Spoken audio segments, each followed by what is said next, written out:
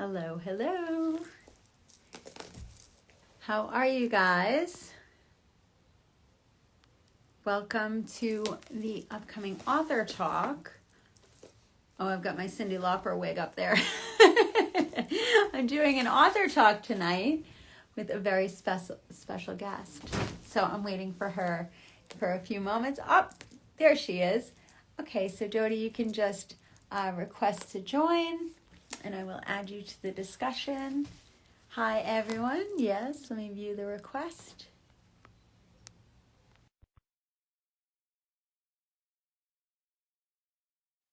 Thanks for joining tonight. I hope everyone's having a relaxing and peaceful day and getting ready for the holidays. Hi. Hi, how are you? Good. How are you doing? Oh, it's a bit chilly in here, let me tell you. Is it? Yeah. I had a space heater on me today at work, and I keep my apartment kind of warm. So, yeah. Well, I live up in Winnipeg, Canada, Yeah. and as I speak, right outside this window that's like right here, Uh-huh. big puffy snowflakes, and the temperature's dropping and the wind's starting to swirl. So, Wow. yeah, it's a chilly snow globe Well, out there. So, God bless you, because I couldn't live in that cold. I'm sure it's beautiful, but it's too cold for me, I think. you get used to it. It's a dry cold. That's how we console ourselves. It's like It's a what dry cold. people say in Arizona, it's a dry heat. Yeah. And I'm like, well, Yeah. it's still like living in a convection oven. Yeah, it's the same delusion. Yeah. Yeah. Okay. Well, I'm sure it's very beautiful and picturesque, but what time is it over there? It's Are you in the same time? uh, it's 7 p.m. Oh, So, okay. So it's yeah. 8 p.m. here in New York. Yeah. Yeah. Yeah. No, we're almost there together. Cool. Well, it's nice to meet you. Yeah, thanks for having me on. Absolutely. There's a bunch of folks that are joined, including my friend Allie that I went to kindergarten with. I've known her Oh, forever. hi, Hi, Allie. Allie. So cute. So tonight we're going to be, how do I pronounce her name? Yes, Dodie? Oh, okay, good. you got it right. I like that name. It's very cute. Well, I was named after a TV show character that from the show My Three Sons. Oh, My okay. Yeah, there was a little girl on that show, and my grandmother watched that show, and that's how I got my name. So Oh, it's not short for Dorothy. Some people, who are Dorothy's short form to Dodie, but no, I'm just a Dodie. oh, well, I think it's a cute name. I'd never heard that before. So thanks for telling me the origination. So this is your new book, A Witch's Ally. And I'm so excited because I've got my three kitty cats right here, and I'm sure they're going to be making themselves known during this discussion.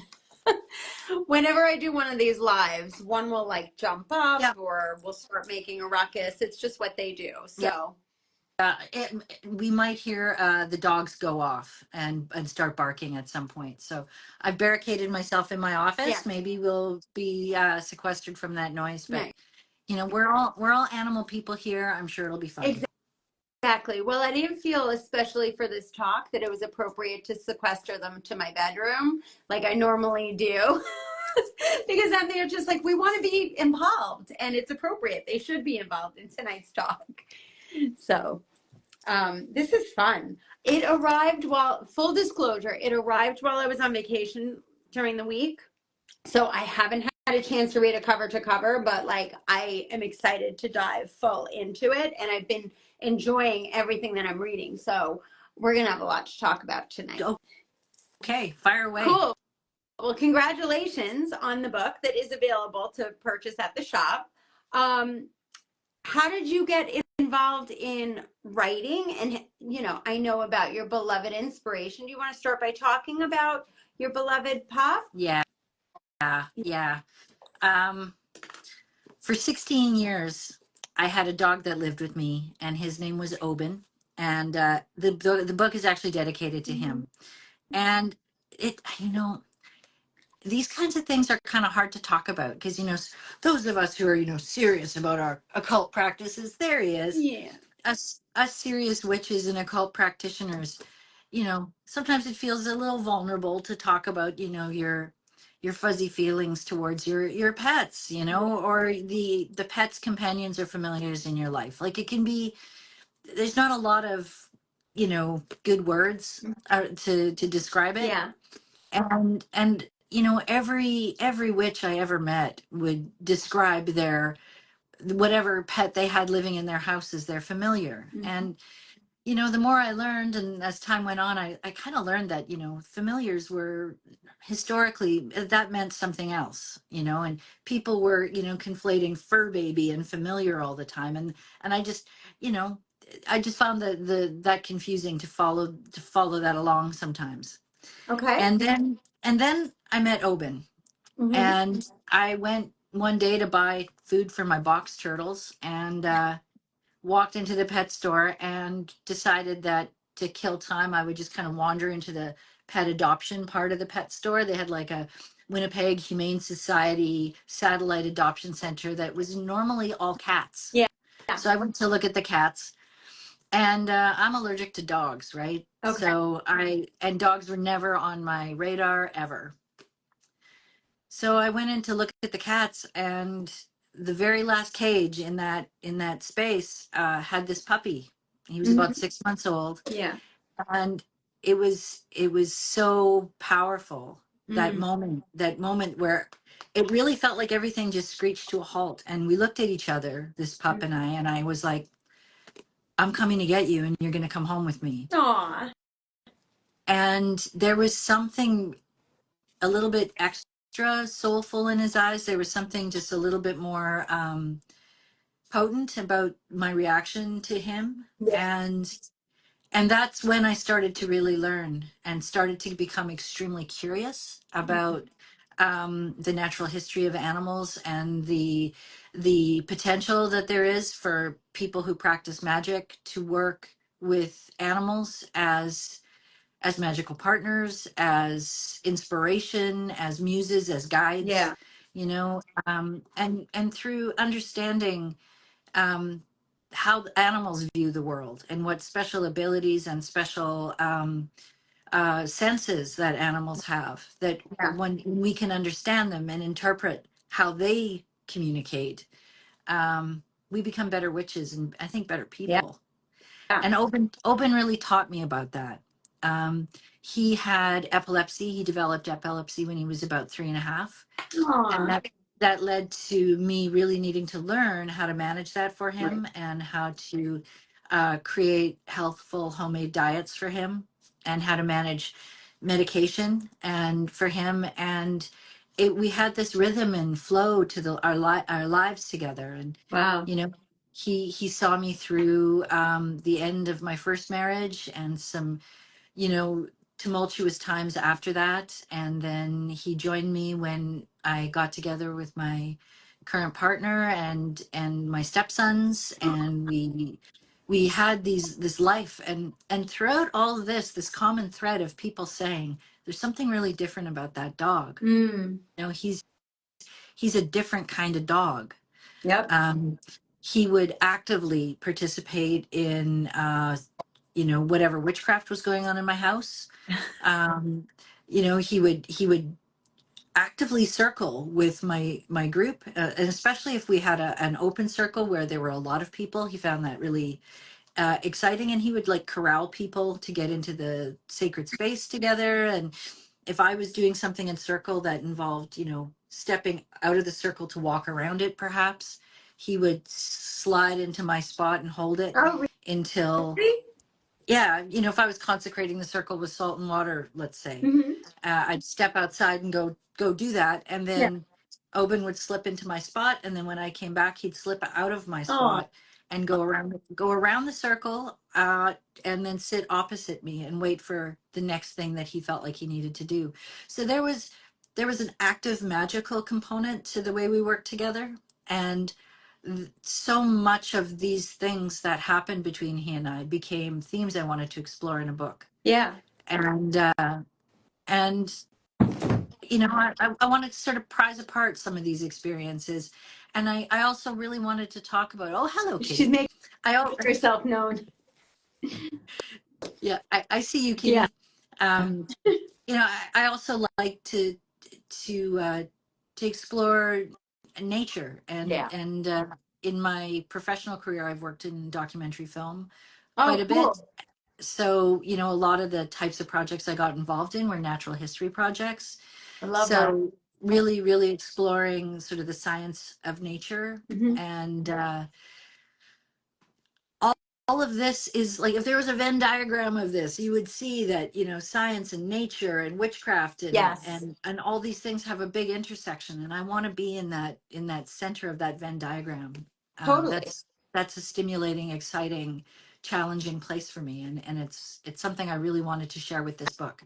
I So think it's interesting, and just what you said is depicted in, I think, even in the structure that you approach the book and how you wrote it, because you know, the first you go into like the history of animals, and well, actually, even before that, it's describing the difference between pet, animal, companion, what a familiar is, and then going into some other terms. Do you want to go into, you want to just explain for the people who are watching the sure. differences between those? I think that that's a good start before we get into, Yeah, yeah. yeah, yeah. Yeah, like I said, I would often get confused by the conflating of like, this is my fur baby. I love my cat, or I love my weasel, or whatever the pet Mhm. was. You know, And that, why is spirit animal not okay to say? Like, because you talk about that in this too. yeah, yeah. Well, that one can be pretty loaded. You know, there is a thing that happens in some pagan communities and some New Age communities where that term spirit animal gets used in a way that sort of appropriates a whole smattering of ideas that come from indigenous cultures Mm-hmm. and sort of homogenizes Right. it and packages it in some kind of new agey way or Right. spiritual way that doesn't do anybody any Right. justice, right? There's a lot of other terms we can use, Mm-hmm. and as a witch, I want to empower with words that are witchcraft words. Yeah. I want to use the language of witchcraft to explain witchcraft ideas. And we have a word for that. We have animal familiar, right? Yeah. And Cool. so So why not I, celebrate that, yeah, I right? agree. I liked how you explained that, because it, when you were talking about it, I was like, yeah, I guess that that could be, depending on how it's used. A lot of people don't know any better, and they might just say like, oh, it's my spirit animal, but there's deep practices associated with Yeah. in, Yes. indigenous behaviors and so I understand that now, and I appreciate you bringing the attention to that, and then empowering people with alternative terms that have definite differences between them. Yeah. So, you know, just a regular pet versus an animal companion. How do you explain those? Well, I mean, many, many, many of us have had pets Yeah, throughout our lives, yeah, right? You know, like, you know, you start out, you know, with a cat, or, you know, you're when you're little, maybe you've got a pet hamster or I whatever. do. And we love our pets. We take care of our pets. They make our lives better. They make our homes more Yeah. homey and loving. Hmm. And our pets are precious and wonderful. Yeah. But not all animals that live with us have a, you know, a disposition towards magic and Yeah. witchcraft, just like not all people have, you know, a leaning towards the occult. It's just not everybody's bag, right? And I think you'll see that with animals as Hmm. well. But when you do find an animal, like a real live animal that lives with you, or maybe it's a wild animal that lives outside, you know, a crazy squirrel that's constantly in your, you know, in your backyard, Yeah. based on a true story. You know, maybe those constant companions in your life are your companions in magic. So I would call those animal companions, you know, real live animals that are your companion in magic. Okay. Okay. And that's what Oban was to me. Yeah. And, you know, I've got two dogs that live with me Mhm. now. Oban, you know, Oban died in 2017, and you know, I'm still dealing with Yeah. that. Now I have two dogs that live with me, and they're amazing, and Hmm. I love them to bits. They are my family, Yeah. but they are about as magically inclined as, I don't know, you know, this pen. You know, Yep. they're not into Yeah. it. It's not their thing. So they're my pets. Oban was my animal companion. Yep. But then there's the ones that aren't embodied. Okay. animals that do live in the spirit world. And if we look back at history and how the idea of a familiar was portrayed in historic documents and records of the past, we see that people who are magically inclined, let's say, would have had familiar spirits that they would have interacted with. Okay. And those might be human in appearance, they might be animal in appearance, they might be demons or imps or something, otherworldly in appearance, but they were from the spirit realm. So they were referred to as familiars Mhm. historically.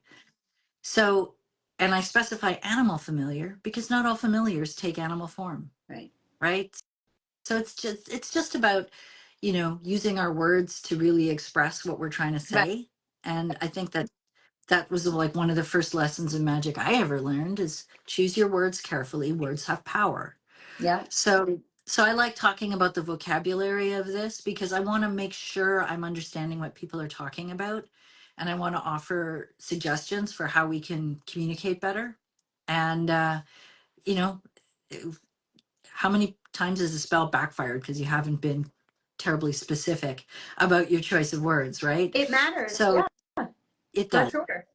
Yeah. So that's my soapbox moment. Well, You know, not a soapbox. It's clarification, and I appreciate it because I think it's helpful um, as we talk about these things. Because like my cat Phoenix is the fluffiest, cutest Mr. Man, and I adore him, but he could care less about it. He just wants to like strut around and do his thing, and right? I love him. But my Gigi, she found me and it was an instant connection, and she's my girl and she's my healer and we have this connection. And um my ever since I was little, the first stuffed animal I ever got, it was gifted to me. It was a panther, a black panther, and that was my protector in life. I've always felt closely connected to a panther, and they're very mysterious. I've always related very much to them energetically and spiritually. And it would be like my animal totem if I had to pick one. And so I had my two cats, my Gigi and my Phoenix. And then all of a sudden, Dina, my business partner, called and she goes, "You gotta help me. There's a kitten that's like underneath my shed and it's crying and its mother's not here." So I'm like, "I'll help you get the kitten." So I get the kitten, and it's this solo kitten. The mom's nowhere to be found. There's no litter or anything. Mm. And she comes, I lure her out from under the shed, and she's this pitch black kitten. And she's not only just a pitch black kitten, she's a Bombay cat. I just learned that term, that has a black nose, black lips, black whiskers. And they were actually made in the 50s to be mini panthers. So Pocket she panther. yeah, so she's my house panther, and I was gonna rescue her and rehome her. And my daughter goes, "Mom, you've worked closely with panthers your whole life, and now all of a sudden the universe just delivered you this little mini house panther." It was like, and I'm like, "You're right. It's so funny." So and that's the one that was, as we're sitting here and I seem distracted, she was just, "Look at that! Look at that!" Panther. It's so wild. So she was like climbing up as you were talking because she wanted to be like Hmm. recognized, but not necessarily say. So it's so funny. I totally believe everything that you're saying, and I think other people can relate because Yeah. if it's crows and ravens that they have an affinity to, or if it's that a pig that they just haven't enjoyed. Like there's so many different types of animals. Obviously, dogs and cats are the most obvious because they're domesticated animals that we live with. Um, Dina's got two dogs that are like shop dogs that spend time with us every day. Um, And that's the thing about animal familiars, right? Is that you don't necessarily pick them. Sometimes they pick yeah, you, right? Like your panther picked you, for and sure. you got sent a portable panther. You know, I and one of the things I mentioned in the book, and I challenge people on this when I talk to groups of folks. So I'll say it here. You know, take a look around at where you live. Take a look around at your environment. Take a look at the jewelry you wear. Take a look at the clothing you choose. Take a look at your whatever your altar or sacred space looks like. Yeah, Is there a theme? Is there a theme there? Like, you know, I didn't really realize it until I spent a lot of time. The area where I live is just full of deer. I can't go out of my house and without seeing deer. sure. And I really, you know, as somebody who appreciates a horned god, you know, bring me Cernunnos or Hearn right now, kind of thing. I Cernunnos is always one kind of, of my guides. yeah. So you know, I'm thinking, you know, I wonder how I could get, you know, visitations or a deer familiar. Wonder how I could do that. And then when I actually sat back and kind of I was writing that part of the book, I'm like, you know, I really need to explore this and feel it around and do some experiential stuff here. So I walked down to my temple space and I'm like, how do I know if I have an animal familiar that I just haven't caught on to yet? And I have a dedicated space downstairs in my home. And I went downstairs and I walked into my space and I looked around and I felt like such an idiot. So I had antlers hanging on the walls. I had images of deer on the walls. I had deerskin things laying around.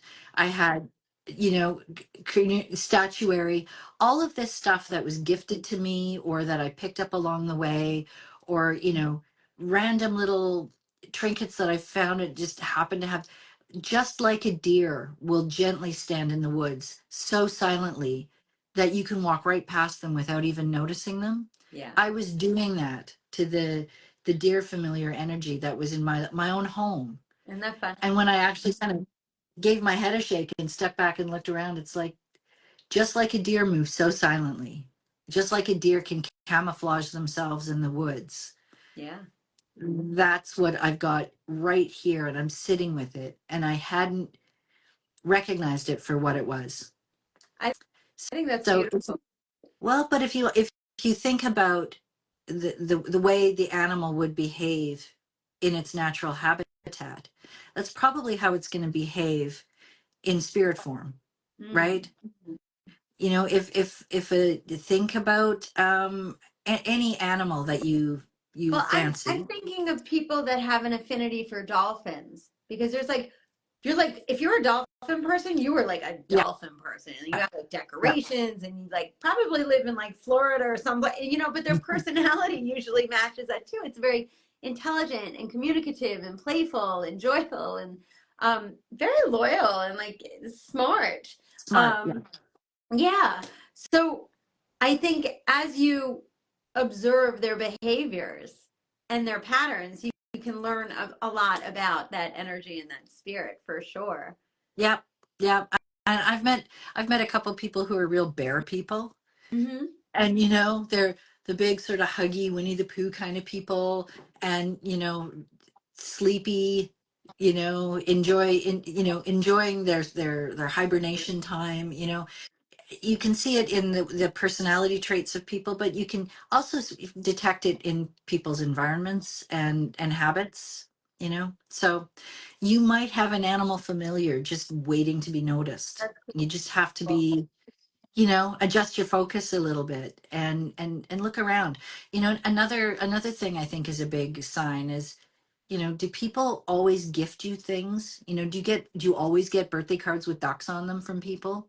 You know, do Yeah. you always get little duck figurines or whatever that animal is? Yeah. You know, sometimes people see it in you, and it's something's happening subconsciously where these little messages are being thrown at you, and if you aren't open to receiving them, you're never going to see it. Mm, that's so true. I mean, obviously, I'm cats. I just, I'm a self-proclaimed. I'm like, yeah, I am a cat lady. I love cats, big cats, small cats. I think they're wonderful. I like dogs. I'm definitely a cat. I've always been like connected to the energy of the cat. Um, you know, and the panther too. But you know, Vinny has a strong affinity to crows and ravens, and he sees them everywhere. And I think that you know, you talk about the different deities too. So when people are like, well, how do I know different deities? Well, if you're seeing crows and ravens, like maybe it's the Morrigan, or maybe it's you know, Maybe it's Odin. You know, yeah, maybe it's Odin from the Norse, right? From the Norse practice. So if you start, and you have those here. So of course I looked at the cats, and you have Freya, and you have Bastet as two examples. There's more, but it's so funny because Freya's sled is pulled by two forest cats, and Gigi happens to be a forest cat. And then you mention Bastet, and my mini house panther is named Bastet. well, there you go. You know, I'm just like, perfect. and you know, there you can have fun with it, but you know, if you really want to connect with that animal energy and work with Yeah. animals and appreciate animals in a way, I mean, I'd like to think that this book could be a really nice manual for people who want to kind of get their heads wrapped around it and learn some history, you know, It's, and learn some natural yeah. history, and then maybe do some practical stuff too. Well, let's talk about that in the book. So the beginning part, you talk about like a lot of the history of animals and witchcraft, and like the, how it used to be considered, if there was too many animals around someone, they might be killed as a witch because of those associations in culture and history, Well, which I is mean, crazy. the witch trial period was, you know, there were a lot of excuses for you know, chasing people around and killing them. It was animals were just another one of the things. You know, if somebody was, you know, spending too much time maybe talking to a domestic pet, I mean, that was a point in history where, you know, pets were not as common as they are Right, today, you know, and investing that kind of energy into a pet might have been just another log on the fire for somebody who was going to be persecuted. right. um, and you know, it was interesting too, going back and reading trial records and going through and looking for references to animals. You know, the big majority of animals that were uh, were name dropped in trial records were domestic animals, Mm, right? They weren't uh, you know, panthers and snake and, you know, exotic snakes or right. lions. They were farm animals, or, you know, animals that had a working job, you know, in rural Yeah. places. And you know, the one the one animal that people who have read the book will ask me about is like, Dodie, what the hell was going on with moles? Right? There was Right. a lot of Who knew about association. moles? You don't We don't think about moles in our urban lives, Right. but you know, in a lot of these stories and a lot of this history is coming from the United Kingdom or Europe, where moles were very common garden animals that, well, let's face it, they were small and easy to catch. Right. So you know, they got used in a lot of witchcraft, and they got accused of being involved in a lot of Wow. witchcraft. um, you know, so just strange little nonsensical creatures that, you know, you don't think of as being particularly big or brutal or Right. scary. You know, some Right. mice, rats, moles. You know, Yeah. uh, it's curious. I was recently at the Victor Wynne Cabinet of Curiosities Museum in London, Oh, and fun. there were two exhibits of like mole parts that had been used in witchcraft. And I was, moles, you know, It's so animals that you, wild. Yeah. yeah, yeah, yeah. So cool. But It's I love the inclusion of all the different types of animals, and it's not limited to just this, but you really give thought to it. And if people are interested in learning more, I like how you go into detail of not only their personality traits, but then the associated deities, which is a helpful guide, like a falcon being associated with Horus or with Freya, or like fish. There's so many. I grew up with people that were bird people, yep, so everybody has their own affiliation. And then all the farm animals, horses. So many people I know have connections with horses. um, it's very, very cool. I like how you then in part two you go into, what did you call it? Reimagining magic relationships with animals. So talk a little bit about the inspiration for that part, and um, if I may paraphrase, it's understanding the world through their perception, right? Like, can you elaborate a little bit more on that?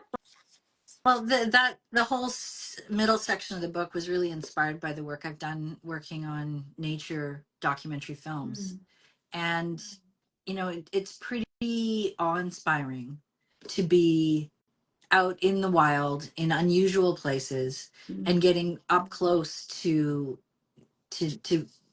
actual nature and animals, seeing animals in their habitats, and trying to get a sense of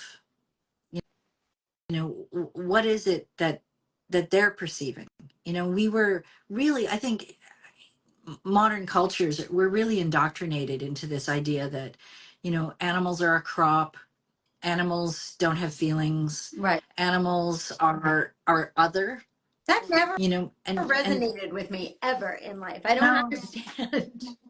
No, but there's an overarching theme. When you look at how animals are raised for in commercial farming operations, that is not a caring, loving situation. That is not a mutual exchange. That is not, survival. That is brutality and mass consumption and overdoing it.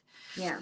So, part two of the book invites you to take some time to think about the perspectives that animals might have on the world.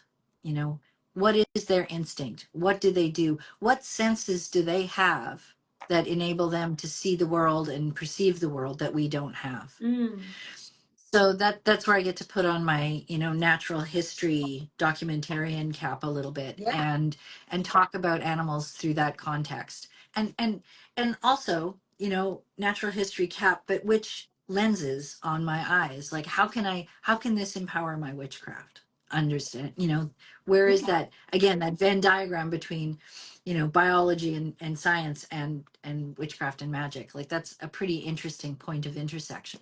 Yeah.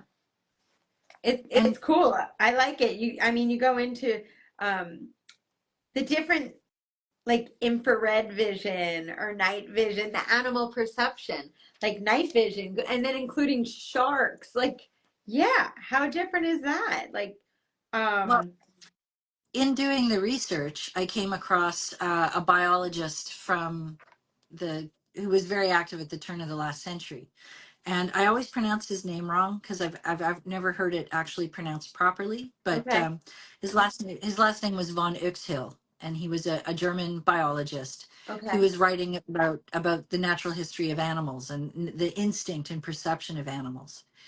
And he coined a term for that called Umwelt. okay, And okay. Umwelt, to translate the word literally, means environment. But Mm, the theory of Umwelt talks about the in a nutshell, every living creature, every living species has a perception around them, a way of perceiving the world. You and I share an Umwelt because we're both human beings, mhm. right? All Homo sapiens are going to have the same Umwelt. Right.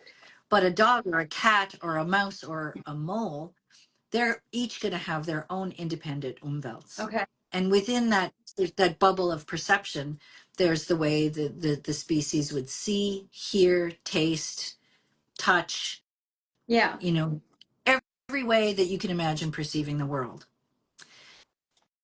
Understanding that about another species gives you a clues to how much more color and life there is in the world that we just can't perceive. Yeah. And as a witch, I find that really cool and really, really inspiring. Yeah.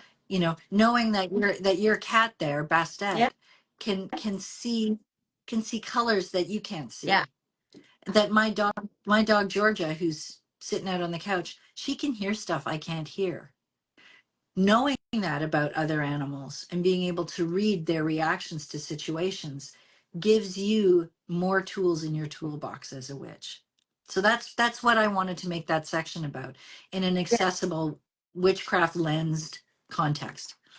I think it's so cool. I mean, you talk about echolocation for sure, infrared, infrasound, magnetoreception, which I don't even know what that means yet because I'm not up to that part yet. It's very cool. Um, Night vision. But like how many times, oh, scent and smell, because they just have such heightened sense of smell. Like they might not have the best vision, but then they have a very powerful sense of smell, and then tactile perception, and then ultraviolet. So I will notice the cats, all of a sudden they'll, something will grab their attention, like looking at the corner of the room, and they will be laser focused on it, and then they might start zooming around the house. So I'm like, well, did you just spy like a spirit or something that's there with us that I don't even know about? Like there's so much more beyond my simple perception. If I'm very closed-minded to think that only what I see is what exists. And Well, animals that's have, yeah, there's colors out there that we can't see. yeah, There's sounds that we can't hear. But maybe the animals that live in your home with you yeah. can. So work with them. You know, observe them, learn about that. You know, it's kind of fun once you start doing that and thinking that way, you can't stop. So I think this is so cool. I'm excited to like really spend a lot more time. But talk to me, like my friend Heidi is a an animal communicator, and I see that you have an area on animal telepathy and communication. Um, you do talk about omens, which is great. But like, how once we recognize this and we learn about them, how do we benefit from it? And it's that value exchange between you and the animal to learn from it, but then also incorporate it into your life. Well, those kinds of things, like talking about Mhm. omens, I don't know how many times have you been on a witchcraft forum somewhere on social media or had somebody come into your shop and say, "Oh, I just saw a crow. What does that mean?" It's like it means you're in a crow habitat, you Constantly. know? Yeah. Right? Like not every time we're so disconnected from the natural world that we sometimes get these ideas that seeing an animal at all is a magical profound experience Yeah. when it might not actually be about you and your experience. It might be about a crow looking for a mate or dinner or something. Yeah. Is that animal knowing enough about the animal to know what's normal behavior and what's abnormal behavior, Hmm. you know it, then you can start to read those occurrences for omens, like something that's unusual or that could be an indication of something to come. Right. Um, you know, the animal telepathy thing. There's I color that chapter in with a little bit of a story about something really deeply weird that happened between Oban and I, Okay. where I was at a conference, a pagan conference, and there was an animal communicator there who was offering readings for a deep discount to delegates at this event. Yeah. And so I thought it was kind of weird, but I went for it, whatever. Yeah. And I mentioned that Oban had epilepsy and had a lot. I spent a lot of effort and time making his food, and I always kind of wanted to know if he liked it. Yeah. Like it's like dogs will eat anything, but come on, you got to. This is special, right? Right. But does it taste And good?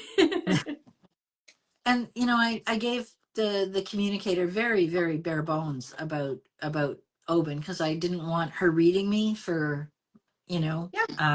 to color in her reading. Sure. And what she came back with, she actually sent me a written report after doing these like telepathic communications long distance with my dog. Hmm. The report thing came back really uncanny, actually. And I would say about 50% of it I couldn't make heads or tails of, no pun Okay. intended. But the other 50% actually kind of stopped me in my tracks. Because she did say that Oban told her telepathically that he really liked the food, but he didn't like the little smoke flavored thing I put in it. Okay. But he knew it was good for him. But I said it was good for him, so he would eat it anyway. Okay. Because and what freaked me out about that is I've never mentioned to this pet psychic that I put smoky bacon flavored vitamins in his food. Oh my gosh, that's so funny. So he was, I'd eat your vitamins, they're good for you, you talk to your pet. Yeah. But he somehow absorbed this, and somehow this psychic picked up on that message. And he would eat them because he And knew he, it was good for him. It's so cute. That's pretty cool. but it was really random, but there was a series of things like that that were really telling. And then hilariously, the pet psychic was very delighted to say, and Oben's very, very special because he wrote you a poem. And I've only ever had a poem from a horse before. Okay. So, so Was it a just, good sort of, pardon me? Was it a good poem? It was a very heartfelt poem. It's in the book. When you get to that chapter, you're going to laugh out loud because I'm it was, excited. That's so yeah. sweet. But it as silly as some of this stuff is, it also speaks to the depth that we go to when we Yeah. really connect with that companion animal, Yeah.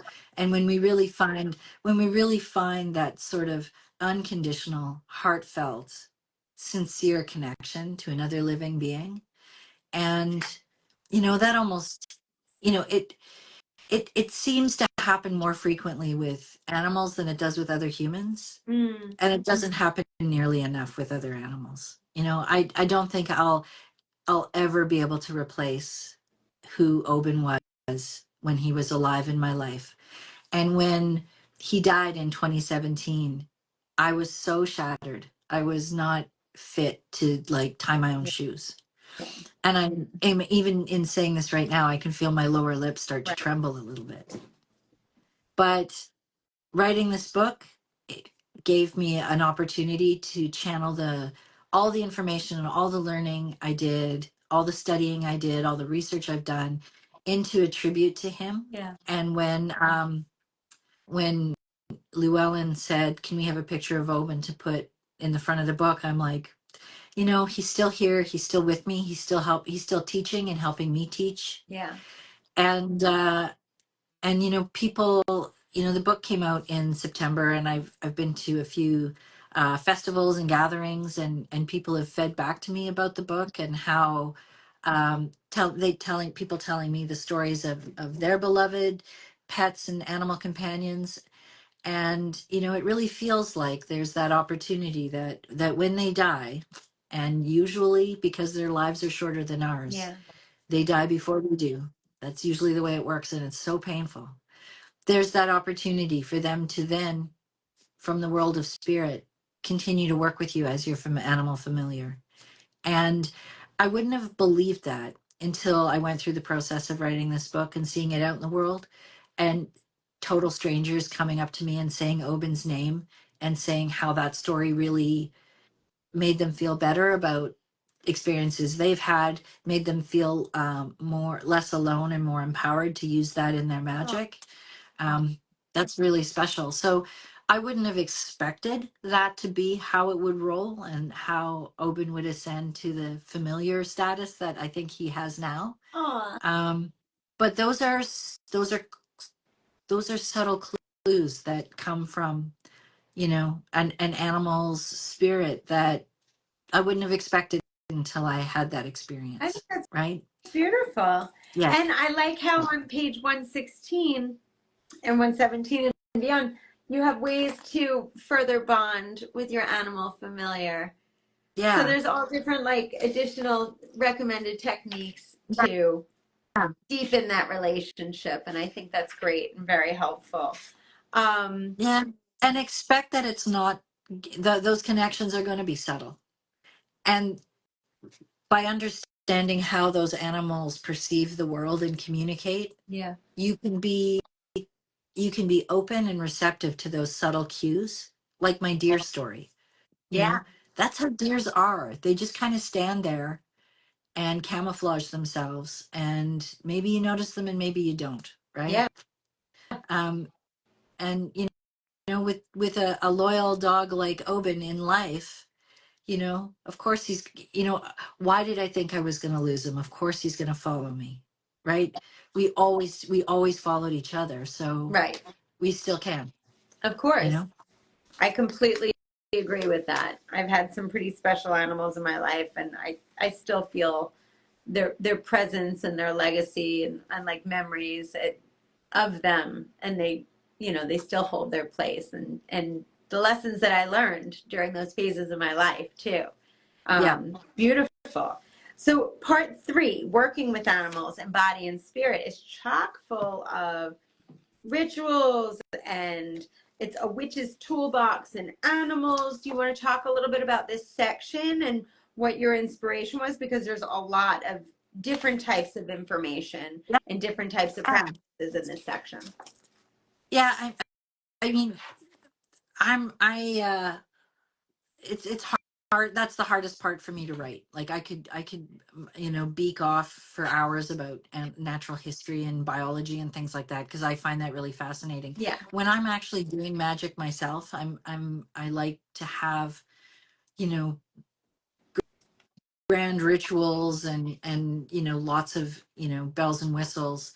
And when I'm doing spells or creating some sort of magical object, I'm, you know, I feel more spontaneous. So sitting down and writing something to me feels, like it feels like I feel boxed in by it. So Mhm. this was a really hard section of the book to come up with.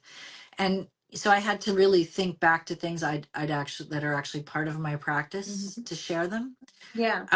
Or if I had an idea for something that I thought I might like to include, I had to road test it quite a bit before I would commit to writing it down and sharing it with somebody else. Yeah. So, these are all things that are tried and tested by me and members of, in some cases, members of my coven or classes I've taught. Nice. So, um, I, especially when you're trying to do magic with live animals in your environment, I for years couldn't burn candles in my house because I had a cat that was not magically inclined, and no matter how careful I was, she would set herself on fire. That was just the way That's it was. scary. So, Yeah. That's scary. so safety first. Yeah. And just because something is super deep and meaningful and witchy and cool to you does not necessarily mean that the animal in your space cares at all. Right. It might not be within their umwelt, their sphere of perception, to even notice or Right. care. And a lot of us magical practitioners, we love, and I am so guilty of this, I am such a freak for incense, big billowing clouds of glorious incense fuming up the Yeah. space. I love candles. I have a side hustle candle company that I market and ship and send and whatever. Cool. So having a lot of candles might not be the best thing if you have creatures around you, Cats jumping but on counters. Yeah. nightmare. Yes. And bearing in mind that cats are cats, whether they're physical or spirit, you might want to have some of the same considerations. Right. If they're going to react one way in the physical plane, you'll probably can expect a similar reaction. They don't suddenly have human perception just because they're in the spirit world. Right. So, safety first always. Yeah. So I talk about that quite a bit in the book and give some rules of the road for that there. Right. But and I like also doing practical things. So my I can probably say, if I say the word pumpkin cookie too loud in this house, my dogs go bonkers. um my recipe for pumpkin cookies for dogs is in there. I it's did it's notice just that. it's a sweet offering that you can give, and it's a loving thing to bond with your pets, to cook for them, just like it is when you're cooking for your family or your sweetheart or your Yeah. friends, including all the people, even the furry people and the feathered people, Yeah. suet cakes. I'm hitting the time of year here where hanging suet cakes out for the wild birds. Like, they really need the extra fat and protein at this time of year to get through the cold days. Sure. Thinking about that, thinking about that spiritual family outside of the human species is pretty empowering as a witch. Yeah, I like that. And then you have like crystal correspondences. I think it's important. Essential oils. they're very sensitive. So there's certain oils that you shouldn't diffuse, just like the incenses that you shouldn't diffuse because they're too Yeah, sensitive be for it. careful. But also the plants that you bring in, especially around the holidays. Like people don't realize that poinsettias and lilies are quite poisonous to many types of animals, and there's certain types of foods and ingredients. Like I just read an article.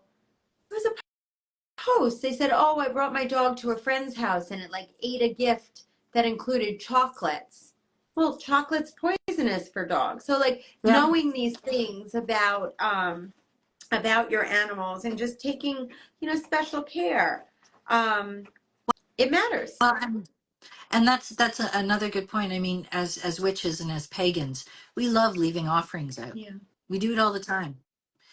So, I've been at pagan events, outdoor events where chocolate is left outside as an offering. Well, we share this habitat with animals that would, could get poisoned by that Yeah. offering. And that's not cool. So, Right. be being considerate to what you are doing to the environment, you know, Right. I think the spirits you're trying to endear yourself to will probably be more likely to want to work with you if you are good stewards of Of nature. nature. I agree completely. For example, we just in New York experienced a long spell of drought. Like we didn't get rain for like 2 weeks. And there was fire, like there was warnings locally, like don't set any bonfires, don't do any outdoor like fire pits because it's a tinderbox out there. But more importantly, there's a lot of animals that were really struggling because they were dehydrated. Yeah. They couldn't find water sources anywhere. And like that type of awareness, or like putting out the suet cakes for the birds to eat, or like smearing some peanut butter on the trees, but like it's um being in harmony and respecting the animals that are outside and in your environment. I mean, I'm in the suburbs, you're steeped in nature, it sounds like, but I think it's really important to have that healthy respect for them, and it goes a long way, you Yeah. know um, Water's I think, a great universal offering because, like you said, animals need it, right? And pouring some out on the earth is pretty harmless, but maybe maintaining a bird bath as a sacred offering. yeah. If if you were here sitting with me on my sofa on a warm summer night, you would see deer and rabbits and raccoons and all kinds of critters. They like my yard because my husband beautifully maintains a series of watering stations Mm, around our place. And everybody needs a drink. yeah. You know what's cool? My friend lives upstate in the Catskill Mountains, and she has a night vision camera that she keeps fixed in like a certain portion of her yard. And it's a path, and she'll show in live stream on like Facebook or whatever social media the animals that come throughout the night. So I've also seen her like put out like a little kiddie pool or like little water Yeah. sources, but it's truly incredible to see all of the different animals and species interact, and like the things that we're not aware of, because when we're around they're not, they make themselves scarce, but like it's really I always say nature is just so amazing, and Yep. animals and the environments that they're in. It's just, if you start being more observant, it's very rewarding. We don't have that much more time. There's one more topic that I just find fascinating because I do a lot of nature walks, and sometimes I'll come across like a jawbone. I think I have one on my shelf actually, like an animal jawbone, or feathers. And in my Reiki practice, I was taught to like approach it and ask permission, to use that or to take it, and to trust how you're feeling, Hmm. instinctually for that response. What you want to talk a little bit about if you find bones in nature or using animal parts, or like, should it be buried? Should it be taken? Is it an omen? Is it a sign? Well, I think there's there's three things you have to consider: what your gut says, common sense, Yep. and the law.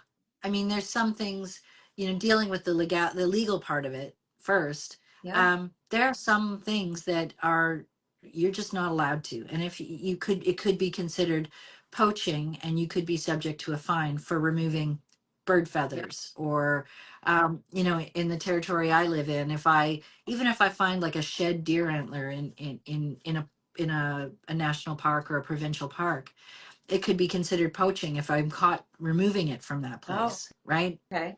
It belongs to the land. It should stay there. Okay. And that's a fairly good thing to remember when you're being a little magpie and you want to collect all the cool, carcasses that you're finding. So Yeah. consider that. Consider what is legal where you live. Yep. Common sense. Don't go picking up rotting dead things with your bare hands. Yeah. There's you can get really ill handling rotting carcasses. So if you must, gloves, mask, plastic bags, be sensible about it. Even if you're coming across bones that have lain so long that they're white and bleached, Right. you know, don't go handling those with your bare hands. Right. um, you know, just hygiene. There's a lot of things to consider there. And if you don't know, look it up, do a bit of research, check it Yep. out. Um, and ethically, is it the right thing to do Mhm. too? Right? Yep. Some things are best left in their place in nature. Mhm. You know, we are all going to pick up a feather at some point in our lives. We are all going to find a seashell that we adore. You know, if I see deer shed antlers laying around my neighborhood, I'm probably going to feel pretty, inclined to pick it up. Yeah. But follow your gut on these Yeah. things. You know, and do have a bit of thought. It's easy to get grabby and collect more than you need. Right. Like, do you need it? you know Right. it's like when you're wildcrafting plants. Don't take more than you need. And do you need it? Right. you know yeah. Yeah. I'm not a carcass collector, but it's just people are fascinated and curious. So I appreciate your perspective on it. Yeah. Yeah, Absolutely. yeah. I mean, we're all little magpies. That's what human beings do. We like to collect fascinating things. Sure. Yeah. Absolutely. Just, and I'm saying this to myself as much as to anybody else. Do you need it? Do you need it? Yeah, for sure. Um, this has been really interesting. I appreciate getting to know you better. I appreciate the book that you put forth. It's chock full of information, and I'm really enjoying everything that I'm reading. I look forward to just continuing and completing all of it because there's so much great information in here. Thank you. And yeah, I Thank you. congratulate you on putting it out, and thank you for sharing um, open with us. It's very Well, special. this is how he gets to live on. And I will shout out my first book, Earth Magic, part of the Okay. Elements of Magic series. So I talk a little bit about animals in there too. And I just want Laura Tempest Zakroff did the beautiful cover art for this book. Oh, And it looks familiar. Yeah, we've had Laura yeah, on as yeah, yeah, she's a friend of ours. and Keldon wrote the foreword. So it was, not only did I get to talk about Oban a lot in the book, but I got a couple of my like brilliant friends to participate. And Laura and I are just putting the finishing touches on an oracle deck inspired by this book, Cool. which will drop next year. So That's yeah. awesome. So, hey, yo, it's slow says, thank you. I learned so much. Ah, right on. It's I hope you great. enjoyed the book. Absolutely. So, guys, this is available for purchase at Amityville Apothecary. And our website's shop.amityvilleapothecary.com. And we will be saving this on Instagram as well as on our YouTube channel. So, and I'll be sure to tag you. So, oh, Gigi Thank wants you. to say hi. Hold on a minute. She actually stayed scarce. This is my Hi, Gigi. Gigi. So she is my Hi, little Puss. forest cat. You see her poofy tail. But she got a little snaggle tooth. She's a good girl. But she found me, and we just have been bonded ever since. I love her. Awesome. So I'm glad she made an appearance. Thank you so much for joining us tonight. Okay. I really enjoyed speaking with you. Yeah. So nice to meet you, and thanks, folks, for tuning in. Awesome. You have an open invite if you ever want to come to New York. Oh, Yes, ma'am. sounds great. Come see us. Okay, cool. Well, have a great night. Take care. Thanks. Bye-bye. Thanks. Bye.